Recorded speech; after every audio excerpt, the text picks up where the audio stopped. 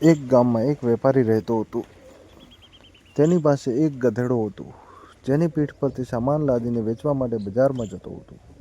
વેપારી દયાળુ હતો, પણ ગધેડો થોડો આળસુ હતો અને હંમેશા કામમાંથી ચોરી કરવાના રસ્તા શોધતો હતો.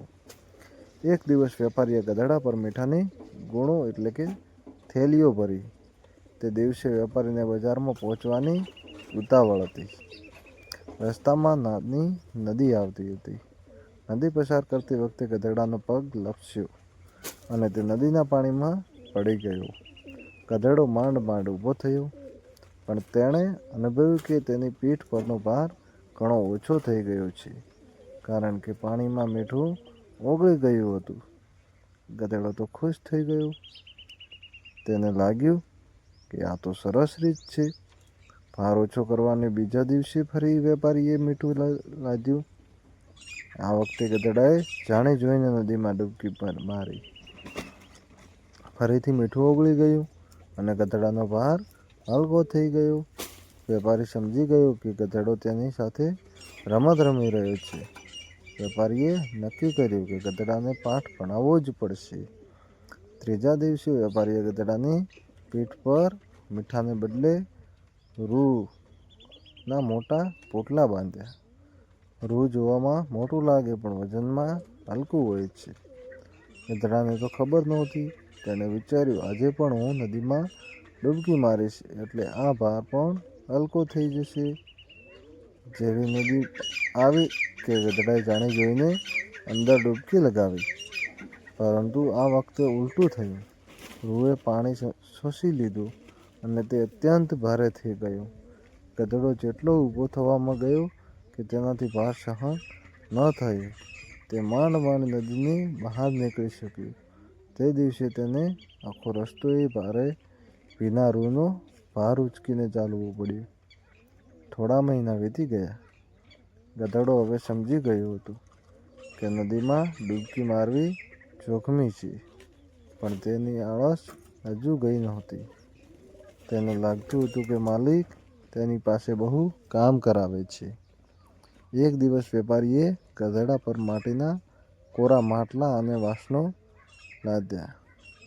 માટલા વજનમાં થોડા ભારે હતા, પણ કિંમતી હતા. ગધેડાએ વિચાર્યું, જો હું ધીમે ધીમે ચાલું અને રસ્તામાં ક્યાંક અટકી જાઉં તો માલિક કદાચ થાકીને અડધો સામાન ઉતારી લેશે. તેણે રસ્તામાં નાટક કરવાનું શરૂ કર્યું. તે ખોટે ખોટું લંગડાવા લાગ્યો અને રસ્તાની વચ્ચે જ બેસી ગયો. વેપારી દયાળુ હતો. તેણે જોયું કે ગધેડો થાકી ગયો છે, એટલે તેણે ભાર ઓછો કરવા માટે 2-3 માટલા પોતે ઉચકી લીધા. ગધેડો અંદરથી હસવા લાગ્યો. તેને લાગ્યું કે તેની નવી યુક્તિ કામ કરી ગઈ. બીજા દિવસે વેપારીએ ગધેડા પર ખાંડની ગુણો ભરી. ખાંડ મીઠા જેવી જ દેખાતી હતી. ગધેડાને જૂની વાત યાદ આવી. તેણે વિચાર્યું, અરે આ તો એ જ સફેદ પાવડર છે જે પાણીમાં ઓગળી જાય છે. જો આજે હું નદીમાં પડીશ તો ખાંડ ઓગળી જશે અને મારો ભાર સાવ હલકો થઈ જશે. વેપારી ગધેડાની આંખોમાં આવેલી એક ચમક સમજી ગયો. તે જાણતો હતો કે ગધેડો ફરીથી કંઈક તોફાન કરશે. જેવી નદી આવી, ગધેડાએ જોરથી પાણીમાં ઝંપલાવ્યું. પણ આ વખતે નદીનું પાણી ખૂબ જ ઠંડુ હતું અને પ્રવાહ તેજ હતો. ગધેડાએ વિચાર્યું હતું કે ખાંડ ઓગળશે એટલે કે તે હલકો થઈને બહાર નીકળી જશે, પણ ખાંડની ગુણોના કારણે તે પાણીમાં લપસી પડ્યો. વેપારીએ આ વખતે તરત મદદ ન કરી. તેણે ગધેડાને થોડીવાર પાણીમાં સંઘર્ષ કરવા દીધો. ગધેડાને ડર લાગ્યો કે તે ડૂબી જશે. અંતે વેપારીએ તેને બહાર કાઢ્યો, પણ બધી ખાંડ ઓગળી ગઈ હતી. વેપારીએ તેને લાકડીઓનો એક ફટકો મારતા કહ્યું, મૂર્ખ ગધેડા, તે તારું કામ બચાવવા માટે મારું મોટું નુકસાન કર્યું છે. હવે તારે ભૂખ્યા પેટે ડબલ કામ કરવું પડશે. તે રાત્રે ગધેડાને જમવાનું પણ ઓછું મળ્યું અને બીજા દિવસે તેણે ડબલ ફેરા કરવા પડ્યા. તેને સમજાઈ ગયું કે યુક્તિ વારંવાર કામ નથી આવતી અને આળસનું પરિણામ હંમેશા ખરાબ જ હોય છે. ઘણો સમય વીતી ગયો હતો. વેપારીએ હવે ગધેડા પર વિશ્વાસ કરવાનું શરૂ કર્યું. એક દિવસ વેપારીએ બજારમાંથી નવી કિંમતી રેશમી સાડીઓ અને કપડાં ખરીદ્યા. આમ સામાન ખૂબ જ મોંઘો હતો. રસ્તામાં ગધેડાને એક બીજો ગધેડો મળ્યો, જે ખાલી હાથે ચાલતો હતો. પેલા ગધેડાએ આળસુ ગધેડાને ચડાવ્યું, અરે ભાઈ, તું કેવો મૂર્ખ છે! આટલો બધો ભાર ઉચકીને આખો દિવસ તડકામાં ચાલે છે. મને જો, હું તો આરામથી રખડું છું. તારે પણ કંઈક એવું કરવું જોઈએ કે માલિક તને રજા આપી દે. આળસુ ગધેડાના મનમાં ફરીથી પાપ જાગ્યું. તેણે વિચાર્યું, જો હું આ વખતે નદીમાં પડીશ તો રેશમી કપડાં કદાચ હલકા નહીં થાય, પણ જો હું રસ્તામાં બીમાર પડવાનું નાટક કરું તો? ગધેડો અચાનક રસ્તાની વચ્ચે જ દબ થઈને પડી ગયો. તેણે આંખો બંધ કરી દીધી અને એવું નાટક કર્યું કે જાણે તે શ્વાસ પણ નથી લઈ શકતો. વેપારી ગભરાઈ ગયો. તેને લાગ્યું કે ગધેડો ખરેખર બીમાર છે. વેપારીએ આસપાસ જોયું તો ત્યાં એક બીજો લારીવાળો જતો હતો.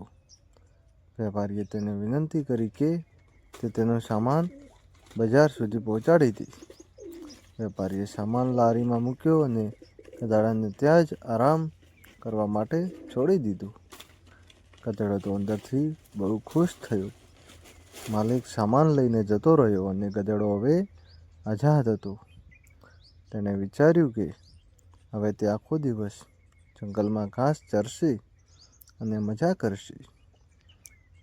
પણ જેવો તે ઊભો થઈને જંગલ તરફ ગયો, ત્યાં તેને જંગલી કૂતરાઓ એક ટોળું મળ્યું. ગધેડો એકલો હતો અને તેની પાસે રક્ષણ કરવા માટે કોઈ માલિક નહોતો. કૂતરાઓ તેની પાછળ પડ્યા. ગધેડો જીવ બચાવવા માટે જોરથી ભાગવા લાગ્યો. તે એટલો બધો ભાગ્યો કે તેના પગ છોલાઈ ગયા અને તે હાંફી ગયો. તેને સમજાયું કે માલિક સાથે હતો ત્યારે તે સુરક્ષિત હતો. સાંજે જ્યારે વેપારી પાછો ફર્યો ત્યારે તેણે જોયું કે ગધેડો લહુહાણ હાલતમાં રસ્તા ઉપર ઊભો હતો અને ધ્રુજતો હતો. વેપારીએ તેને પંપાળ્યો અને તેને ઘરે લઈ ગયો. ગધેડાને સમજાઈ ગયું કે કામચોરી કરવાથી આઝાદી નથી મળતી, ઉલટું મુસીબત વધે છે. માલિકનો સાથ જ તેને સુરક્ષા આપતો હતો. Like and subscribe.